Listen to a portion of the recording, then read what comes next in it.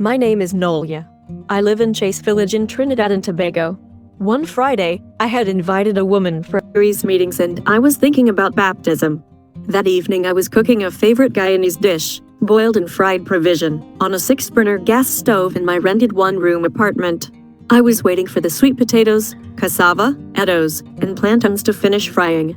Then my cell phone beeped behind me on the bed, signaling the arrival of a text message. I turned my head around to look.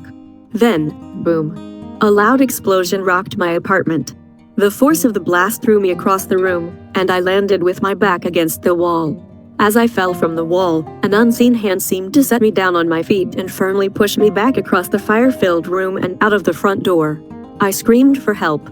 Someone called for an ambulance, and the dispatcher advised to keep dousing me with water until the ambulance arrived. Someone began throwing water from a bucket on me, and 2 other people tried to extinguish the fire in the apartment. I really was grateful for the cool water. My head felt like it would pop off, and my skin had an unbearable burning sensation. I was suffering 2nd-degree burns. The ambulance whisked me to an emergency clinic that was closer to my apartment than the hospital. The clinic doctor asked the paramedics what had happened. He was surprised to learn that I had survived a gas canister explosion. Then he said in disbelief, "She should be dead. No one lives after a gas canister explosion." Overhearing the conversation, I silently thanked God for life. Late that night, a friend from church invited me to her home. I was happy to leave the hospital, but the pain was dreadful.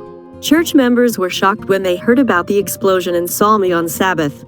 They prayed with me and sang songs. The next day I could no longer walk. My legs had swelled up like big balloons and felt extremely heavy. For the next month, church members took turns staying with Noelia during the day. Pastors visited and prayed with me. Recovery was unexpectedly rapid. After a month and a half, I was able to walk again. The doctor said I was lucky, but I told him that I don't believe in luck. I believe it's a blessing from God. This is the answer to the prayers of church members. After the explosion, my relationship changed with God. I had always loved Him, but now I trusted Him more.